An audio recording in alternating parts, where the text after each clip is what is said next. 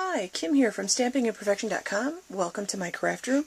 I wanted to share a couple of things with you that I've been playing around with. I just wanted to show you the effects and, challenge you to try some of these things yourself. These are coffee filters, and I wanted to see what would happen when I tried to color the coffee filters, because I think that they would make really cool flowers. So here's one of the flowers that I created that I stamped out with various punches and layered and then scrunched up and put a giant brad in the center. So you could play around with this and you could actually add some elements to some of your 3D projects, your journal projects, or even your cards if you wanted to, because you could make these any color that you wanted. And I tried a few different techniques and I wanted to share what I've experimented with. This first technique is what happens when I just took the coffee filter, I just used a sponge with ink on it from my ink pad and just swiped it, and you can see this is the kind of effect that you get, and it's looking like a lot of white space on the camera, but really it's quite evenly done, except for this dark spot right here. Is when I first inked it, I didn't rub it on scrap paper. I just started here, so I got a dark spot, so you want to be careful about that. So that's what sponging looks like. Then, and this is what I started out with, of course, and these make great surfaces. I did a video or a post at Christmas time. I used one of these as a wrap around a pretty loaf of bread that I gave as a gift, and I just stamped snowflakes on it, and the snowflakes come out on both sides. It was just different colors of blue, so you can actually, these are perfect surfaces to stamp on and use like just to wrap a loaf of bread. Now this one, what I did with this one, this was decorated with the Brayer. So I just inked up my Brayer, and with the Brayer you do get the lines, you can see the lines. I went over this 4 or 5 times, so you could get, like this is pretty dark, you could get much lighter shades, and you can see where it wrinkles.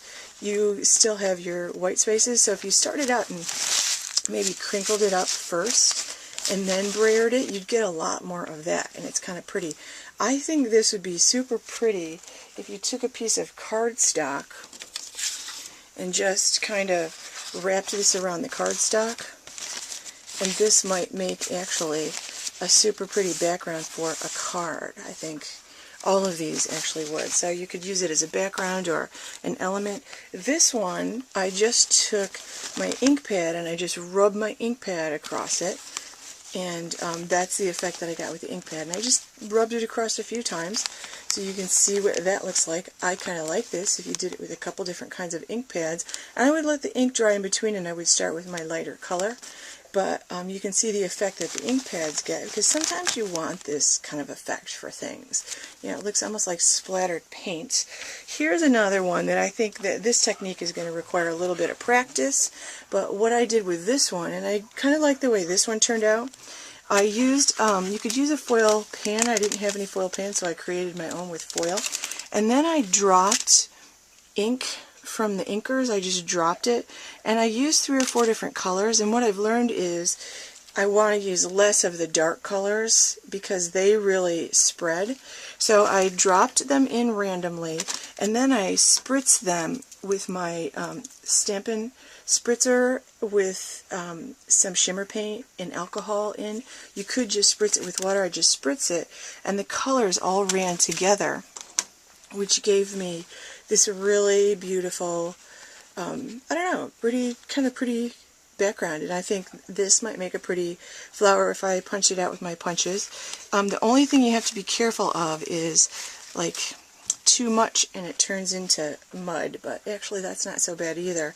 I kind of like that. It might be really pretty with different shades of brown if you try that, or yellow and orange, like maybe try some with just one in the center. Like experiment with this. And these came out quite wet when I was done, so I actually had to let them dry, and these have actually dried overnight and they still feel really damp, so you might want to actually heat these with your heat gun and see what kind of effects you can get.